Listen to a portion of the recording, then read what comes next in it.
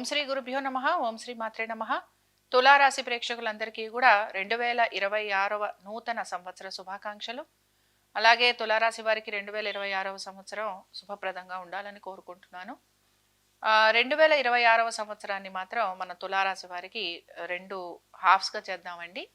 జనవరి నుంచి జూన్ వరకు ఏ విధంగా ఉంటుంది అనేదాన్ని చూద్దాం. జూన్ నుంచి డిసెంబర్ వరకు ఏ విధంగా ఉంటుంది అనేదాన్ని కూడా మనం పరిశీలిద్దాం.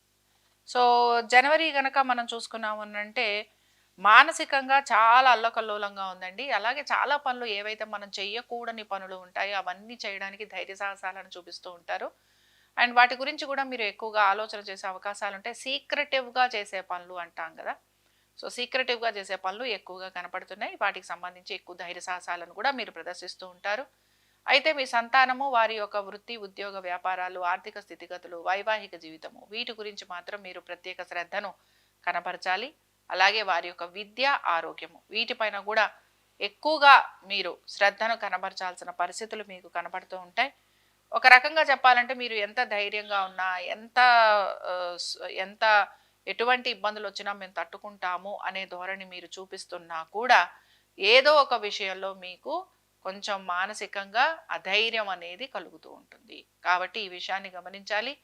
భార్యాభర్తల మధ్యన కూడా మూడో వ్యక్తి ప్రమేయం అనేది లేకుండా ఉండేందుకు మీరు ప్రయత్నిస్తూ ఉండాలి. సరే, ఇంకా ఇక్కడ మనం ఒక రకంగా చూసుకుంటే జనవరి అండ్ ఫిబ్రవరి కూడా మనకి ఇదే కనపడుతుంది అనమాట. సో జనవరి, ఫిబ్రవరి కూడా మీకు ఇవే ఎక్కువగా ఉండటం అనేది కనపడుతోంది.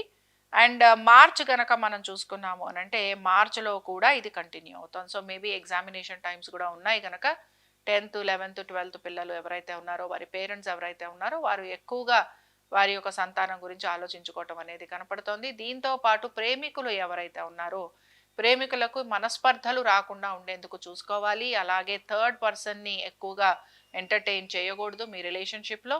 మూడో విషయం ఏమిటి అని అంటే డౌట్స్ అండ్ ఎక్కువగా డౌట్స్ అనేవి మీ రిలేషన్షిప్కి సంబంధించి మీకు వస్తూ ఉంటాయి కనుక దీనికి సంబంధించి కూడా మీరు జాగ్రత్త వహించడం అనేది అవసరం. సరే, తర్వాత కనుక మనం చూసుకున్నామంటే మే చూసుకుందామండి. మేలో అయితే ఉద్యోగానికి సంబంధించి చాలా వరకు పర్వాలేదని చెప్పుకోవచ్చు. ఆర్థికంగా కూడా మీకు చాలా వరకు అనుకూలంగానే ఉంది. అనుకున్న విధంగా పనులన్నీ కూడా మీరు పూర్తి చేస్తున్నారు. ఒక రకంగా చెప్పాలేనంటే చాలా మొండి ధైర్యం కూడా మీలో కనపడుతూ ఉంటుంది. అండ్ సక్సెస్ అనేదాన్ని ఎట్లయినా తెచ్చుకోవాలి అనే ఆలోచన కూడా మీలో ఉంటుంది. ఆర్థికంగా కూడా పురోగతి అనేది కనపడుతోంది. సరే, జూన్ దగ్గరకు వచ్చేటప్పటికి మాత్రం ఇందాక మనం చెప్పుకున్నాం కదా, జూన్ నుంచి డిసెంబర్ వరకు ఏ విధంగా ఉంటుందో మనం చూద్దామని. సో జూన్ దగ్గరకు వచ్చేటప్పటికి మాత్రం మీ కుటుంబం గురించి, వారి శ్రేయస్సు గురించి మీరు ఎక్కువగా ఆలోచన చేస్తూ ఉంటారు. ఆర్థిక పరమైన విషయాల్లో అనుకూలత అనేది కనపడుతోంది. పాత బకాయిలు, రుణాలు ఇలాంటివి తీర్చడానికి మీ స్నేహితులు, మీ యొక్క బంధువులు సహాయం చేస్తారు. కుటుంబ శ్రేయస్సే మీ యొక్క ప్రధాన లక్ష్యంలాగా మీరు కనబడుతూ ఉంటారు. దీంతో పాటు కోర్టు విషయాలు కానీ ఇలాంటివి ఏవైనా ఉంటే వాటిల్లో విజయాన్ని సాధిస్తారు. ఆర్థికంగా పురోగతి అనేది మీకు కనపడుతూ ఉంటుంది. అయితే ఇది నెమ్మదిగా ఉంటుంది. సో ఆర్థికంగా పురోగతి అనేది మీకు ఎప్పటి నుంచి కనపడుతుంది అనంటే జూన్లో నెమ్మదిగా స్టార్ట్ అయ్యి ఆగస్టు నుంచి కనపడుతుంది. ఆగస్టు కనపడుతుంది అనమాట. అంటే జూన్లో మొదలవుతోంది. జూన్లో మీరు ఒక పని గురించి ఆలోచన చేసి దాని గురించి మీరు ఆచరణలో పెడితే మీకు ఆగస్టు నుంచి దాని రిజల్ట్స్ అనేవి కనపడతాయి. సో ఒక రకంగా చెప్పాలి అంటే మీకు బాగా కొంచెం మంచిగా ఉండేది ఎప్పటి నుంచి అనంటే ఆగస్టు నుంచి. సో ఆగస్టు, సెప్టెంబరు, అక్టోబరు ఈ 3 నెలలు కూడా మీకు చాలా వరకు కలిసి వస్తాయి. అయితే ఇక్కడ అక్టోబర్ తర్వాత నుంచి ఏ విధంగా ఉంది అని గనక చూసుకుంటే అక్టోబర్ తర్వాత కూడా మీరు మీ యొక్క జీవిత భాగస్వామి యొక్క సహాయ సహకారాలు తీసుకుంటారు. అన్నదమ్ములతోటి, సోదర సోదరీమణులతోటి కలుగుతున్న విభేదాలు ఏవైతే ఉన్నాయో వాటిని తొలగించుకోవడానికి ప్రయత్నం చేస్తారు. ఆర్థిక పరమైన విషయాలలో కొంతవరకు అనుకూలంగానే ఉంది. ఇక వీటన్నిటితో పాటు మీ సంతానము, వారి యొక్క అభివృద్ధి గురించి మీరు ఎక్కువగా ఆలోచన చేస్తారు. వారి యొక్క వైవాహిక జీవితం గురించి కూడా ఆలోచన చేసే పరిస్థితులు కనపడుతూ ఉంటాయి. ఎవరైతే విద్యార్థులు ఈ యొక్క అక్టోబర్ తర్వాత నుంచి, అంటే నేను అంటున్నది నవంబర్, డిసెంబర్ ఈ టైంలో ఎవరైతే పరీక్షలు రాయడానికి రెడీ అవుతూ ఉంటారో కాంపిటేటివ్ ఎగ్జామ్స్ ఇలాంటి వాటికి సంబంధించి వీటికి సంబంధించి చాలా పెద్ద పాజిటివ్ రిజల్ట్స్ ఎక్స్పెక్ట్ చేయడానికి ఉండదు. మీకు ఒక రకంగా చెప్పాలంటే మీకు ఎప్పుడైతే ఎగ్జామ్స్ ఉంటాయో జనవరి తర్వాత ఉండే ఎగ్జామ్స్‌కి సంబంధించిన రిజల్ట్స్ ఏవైతే ఉంటాయో అవి మీకు ఈ యొక్క నవంబర్, డిసెంబర్‌లోనే మీకొక ఐడియా వచ్చేస్తుంది. వీళ్ళ పెర్ఫార్మన్స్ ఏ విధంగా ఉంది? మనం ఏం ఎక్స్‌పెక్ట్ చేయొచ్చు అనేది మీకు ఈ నవంబర్, డిసెంబర్‌కే ఐడియా వచ్చేస్తుంది. సో, పెట్టుబడులు వీటి గురించి ఆలోచన అయితే చేస్తూ ఉంటారు. పెట్టుబడులు పెట్టే అవకాశాలు కూడా కనపడుతున్నాయి. సో, ఒక రకంగా చెప్పాలేనంటే తులారాశి వారికి నెమ్మదిగా పనులు కదులుతున్నాయి. ఒక రకంగా జూన్ వరకు చాలా పెద్ద పాజిటివ్‌గా మనం ఏం చెప్పుకోవట్లేదు. నార్మల్‌గా ఉంది. కొన్ని కొన్ని విషయాలలో ఇబ్బందులున్నాయని కూడా చెప్పుకుంటున్నాం.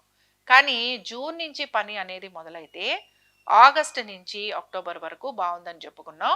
అక్టోబర్ నుంచి డిసెంబర్ వరకు మాత్రం కొన్ని కొన్ని విషయాల్లో ఇబ్బందులున్నాయని చెప్పుకుంటున్నాం. మానసికంగా అశాంతి అనేది కూడా ఎక్కువగా ఉండే అవకాశాలుంటాయి. అయితే కొన్ని పాజిటివ్ పాయింట్స్ ఉన్నాయి. ఏవి? పెట్టుబడులు పెట్టడం గానీ, ఆర్థికంగా బాగుండటం గానీ, బంధుమిత్రుల్ని కలవటం గానీ, లేకపోతే మీ సోదర సోదరీమణులతోటి సమయం గడపటం గానీ, ఇలాంటివి మీకు కొంత పాజిటివ్‌గా ఉంటాయని చెప్పుకోవచ్చు. సో, ఇప్పుడిక్కడ ఈ రాశి వారికి మనం ఇందాకే చెప్పుకున్నాం గదా! ఏ నెలలు బావుంటాయి అనే విషయాన్ని మనం ఇందాకే చెప్పుకున్నాం.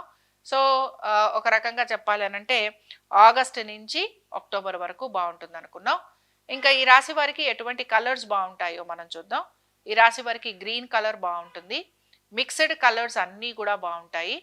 దీంతో పాటుగా మీరు వైట్ కలర్స్‌లో కూడా ఒక రకంగా చెప్పాలంటే వైట్ కలర్స్ కంటే కూడా పేస్టల్ కలర్స్ మీకు అనుకూలంగా ఉంటాయి. సో, మిక్స్డ్ కలర్స్ అనుకున్నాం. గ్రీన్ కలర్ అనుకుందాం. దీంతో పాటు పేస్టల్ కలర్స్ అనుకున్నాం. ఇంకా ఈ రాశి వారికి ఏ రోజులు బావుంటాయో చూద్దాం. ఈ రాశి వారికి గనక మనం పరిశీలిస్తే మంగళవారం, సోమవారం, బుధవారం ఈ 3 రోజులు కూడా వీరికి అనుకూలంగా ఉంది. ఈ రాశి వారికి అదృష్ట సంఖ్య ఏమిటి అని గనక మనం చూస్తే 3, 6 ఈ 2 కూడా వీరికి చాలా వరకు సూట్ అవుతాయి.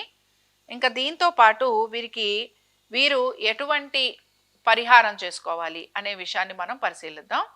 జూన్ వరకు కూడా వీరు తప్పనిసరిగా ఇక్కడ అమ్మవారి ఆరాధన చేస్తూ ఉండాలి. శక్తి ఆరాధన చేయాలి.